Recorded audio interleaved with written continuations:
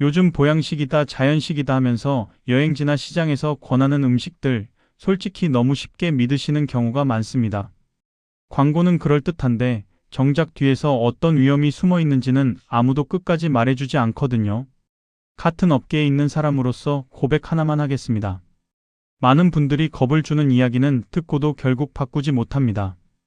왜냐하면 무엇을 조심해야 하는지가 너무 뭉뚱그려져 있기 때문이에요.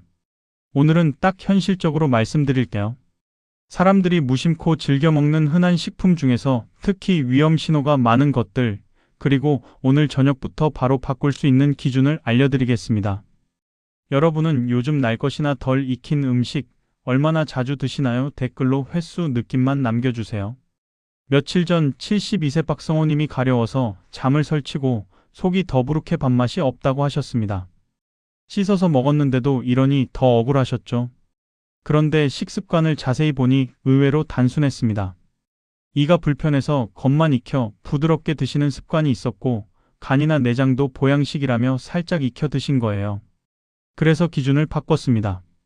작게 잘라 속까지 익히기, 내장류는 충분히 가열하거나 피하기, 민물은 날 것 금지.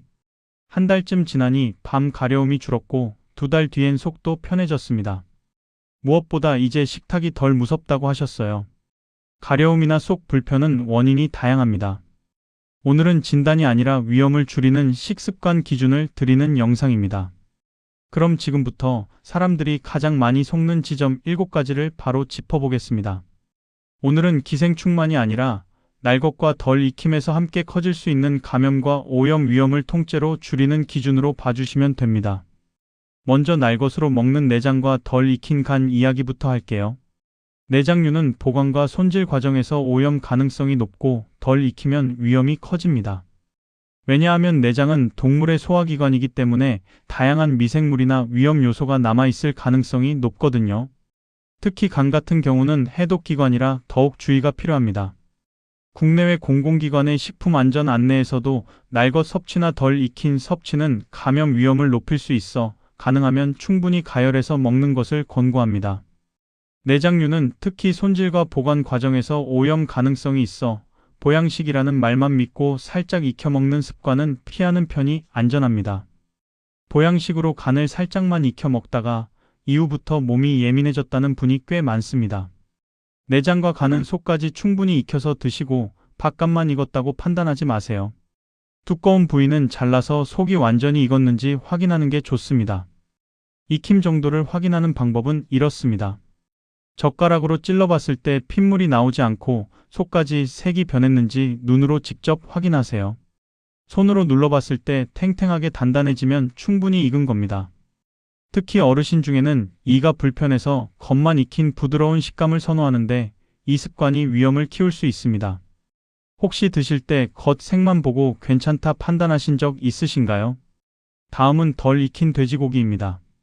돼지고기는 충분히 익히지 않으면 감염 위험이 커질 수 있어요. 중심부까지 열이 제대로 전달되어야 안전한데 겉만 익히면 속은 여전히 위험이 남아있을 수 있습니다. 특히 두꺼운 삼겹살이나 목살 같은 부위는 중심부까지 열이 전달되는데 시간이 걸려요. 여러 나라의 식품 안전 가이드라인에서도 돼지고기는 충분히 익혀 먹는 것을 기본 원칙으로 안내합니다. 특히 겉이 익어 보여도 속이 덜 익으면 위험이 남을 수 있어 서둘러 굽는 습관 자체가 문제를 키우는 경우가 많습니다. 캠핑이나 집에서 급하게 구워 먹고 난 뒤 며칠간 속이 예민해졌다는 사례가 흔합니다. 두꺼운 고기는 한 번 더 자르고 핏빛이 남지 않고 속까지 불투명하게 완전히 변할 때까지 익혀 드세요. 구체적으로는 이렇게 확인하세요.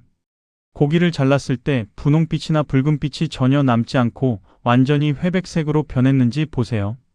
고기에서 나오는 육즙도 투명해야 합니다. 핏물처럼 붉은 액체가 나오면 덜 익은 겁니다. 양념을 세게 하면 안전하다고 믿는 분이 있는데 양념은 소독이 아닙니다. 양념은 맛을 내는 거지 내부까지 열을 전달하거나 위험 요소를 제거하는 게 아니에요. 집에서 삼겹살 드실 때도 속까지 확인해 보시는 편인가요? 그 다음은 민물 생선회와 민물 식재료의 생식입니다. 민물은 원칙 하나만 기억하세요. 날 것은 피하고 익혀 드세요. 민물은 생식 위험이 상대적으로 커질 수 있습니다. 국내외 공공기관 안내에서도 민물 식재료는 생식보다 충분한 가열이 더 안전하다고 설명하고 있어요.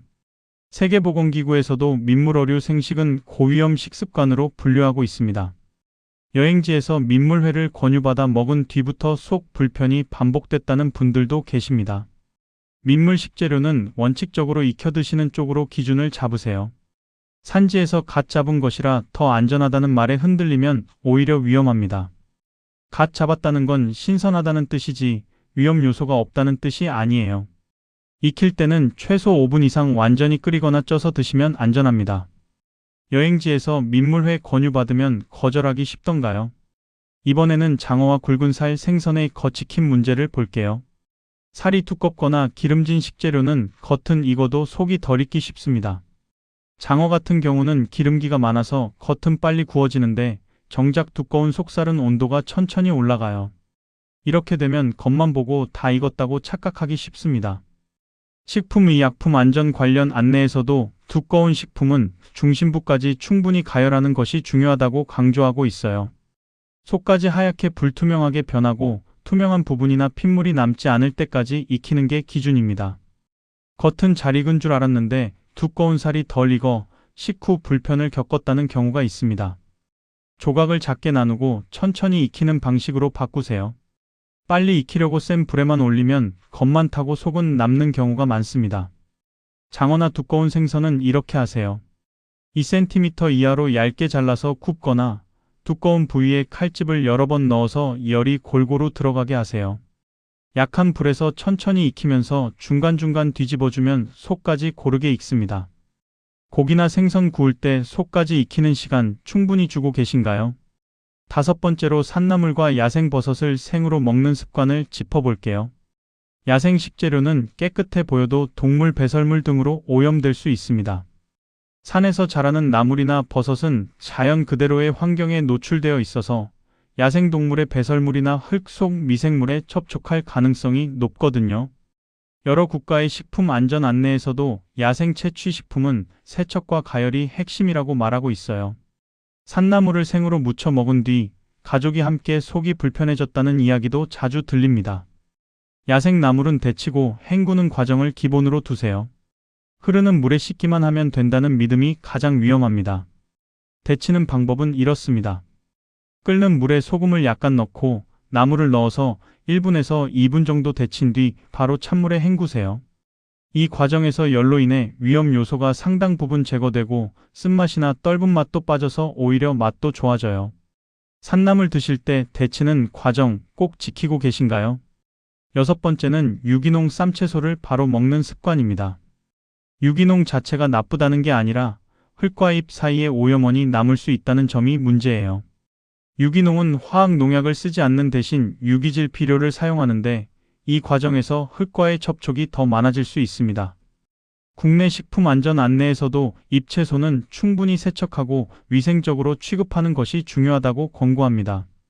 잎채소는 겉만 씻고 끝내기 쉬운데 실제로는 잎 사이사이를 손으로 문질러 씻는 과정이 핵심입니다. 유기농이라 안심하고 바로 먹다가 씻는 방법을 바꾸고서야 편해졌다는 분이 많습니다.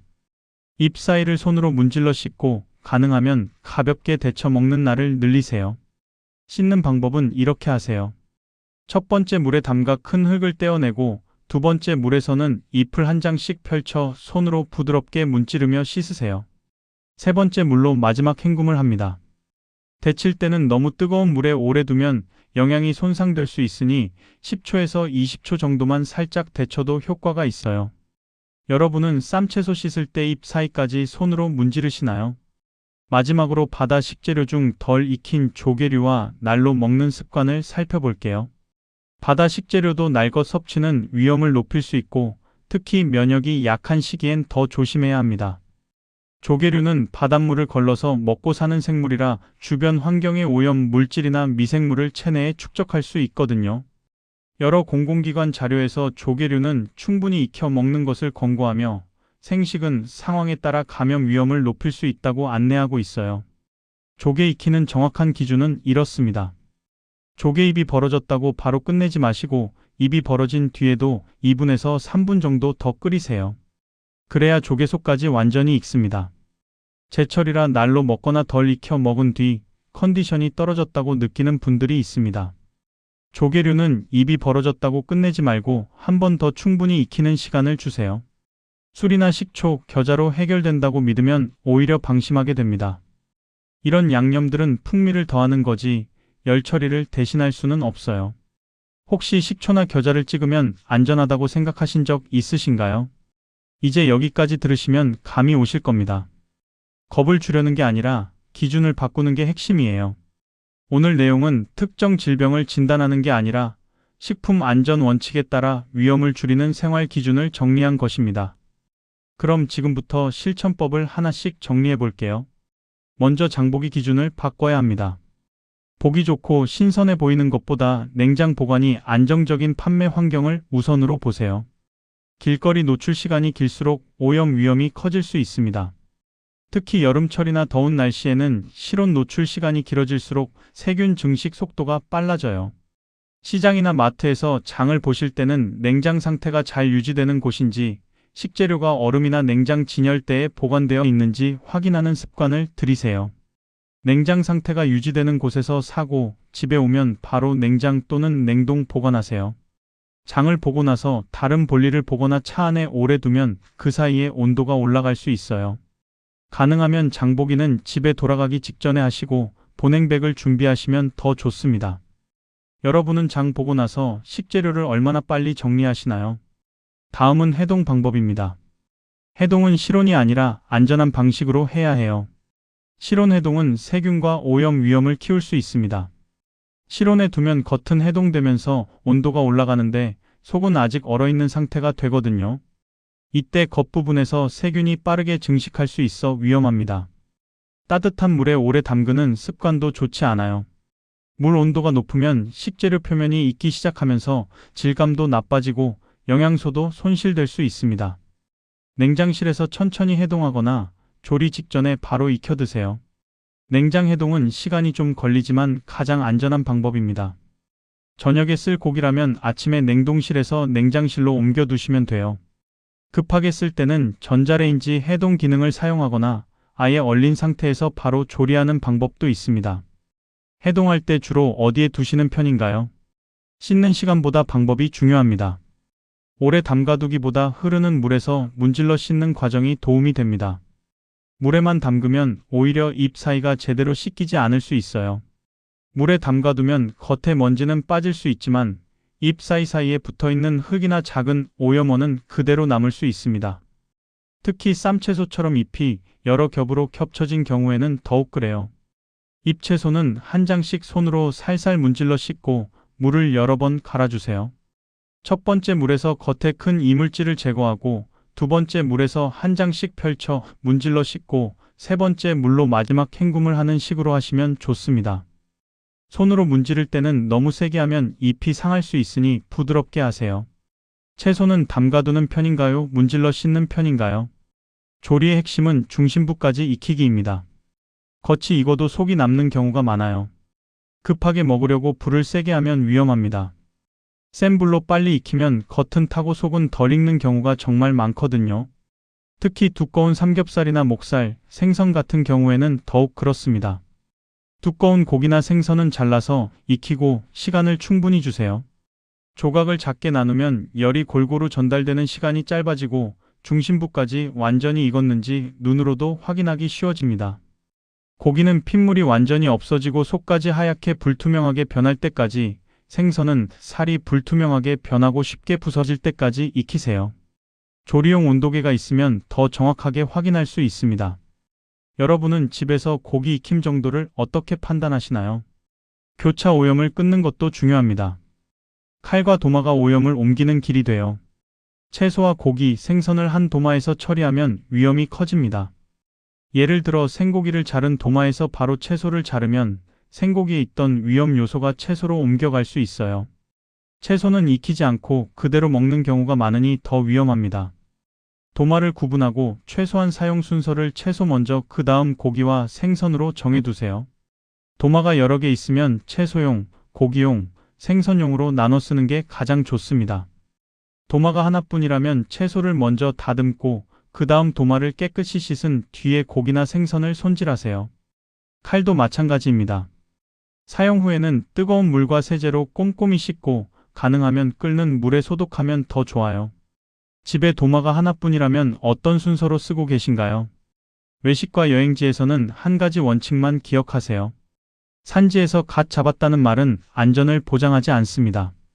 분위기에 휩쓸리면 기준이 무너져요. 여행지에 가면 특산물이다, 별미다 하면서 날것이나 덜 익힌 음식을 권하는 경우가 많습니다. 그럴 때 분위기에 휩쓸려서 평소 기준을 버리기 쉬워요. 덜 익힘이나 날것 권유를 받으면 오늘은 익힌 걸로 달라고 말하는 연습을 하세요. 거절이 어려우면 건강상 이유로 익힌 음식만 먹는다고 부드럽게 말씀하시면 됩니다. 산지라는 이유만으로 안전하다고 믿지 마시고 본인의 건강 기준을 지키는 게 더 중요합니다. 여행지에서 거절이 어려웠던 경험 있으신가요? 마지막으로 몸이 보내는 신호를 무시하지 마세요. 지속적인 가려움, 원인 모를 속 불편, 체중 변화는 확인이 필요할 수 있습니다. 이런 증상들이 며칠 정도 지나도 계속되면 단순히 피곤해서 그런가 하고 넘기지 마시고 주의 깊게 살펴보세요. 특히 가족 중 여러 명이 비슷한 증상을 보인다면 더욱 확인이 필요합니다. 혼자 구충제만 반복하는 방식은 해결이 아닐 때가 있어요. 구충제는 일시적인 대처일 뿐이고 근본적인 원인은 식습관에 있을 수 있거든요. 약만 먹고 습관은 그대로 두면 같은 문제가 반복될 수 있습니다. 증상이 오래가면 의료기관이나 의료진 상담을 통해 정확한 검사를 받아보세요. 요즘 반복되는 불편감이 있는데 그냥 넘기고 계시진 않나요? 여기까지가 실전입니다. 이제 마지막으로 오늘 내용을 딱 한 문장으로 정리해서 오늘 밤 바로 실천할 수 있게 마무리해 볼게요. 오늘 이야기의 핵심은 이겁니다. 사람들은 자연식 보양식이라는 말에 끌려서 안심하지만 실제로 우리 몸을 지키는 건 화려한 소문이 아니라 익히는 습관과 주방 위생 같은 기본이라는 거예요. 잘못된 상식은 이런 겁니다. 씻으면 된다, 술이나 식초면 된다, 산지니까 안전하다. 이 믿음이 쌓이면 결국 날 것과 덜 익힘이 반복되고 그때부터 몸은 신호를 보내기 시작합니다. 밤에 가려워 잠을 설치거나 속이 더부룩하고 이유 없이 기운이 떨어지는 느낌 같은 것들요. 반대로 올바른 관리로 바꾸면 확 달라집니다. 익힘 기준을 세우고 교차 오염을 끊고 외식에서도 흔들리지 않으면 식탁이 무서운 자리가 아니라 편안한 일상이 됩니다. 오늘 당장 할 수 있는 단 하나의 제안만 드릴까요? 오늘 저녁 한 끼만이라도 날 것과 덜 익힘을 과감히 빼고 고기와 생선은 조각을 작게 나눠 속까지 충분히 익혀 드셔보세요. 그 한 끼가 기준을 바꾸는 출발점이 됩니다. 여러분은 오늘부터 어떤 것 하나를 먼저 바꿔보실 건가요? 댓글로 시작할 습관 하나만 남겨주세요.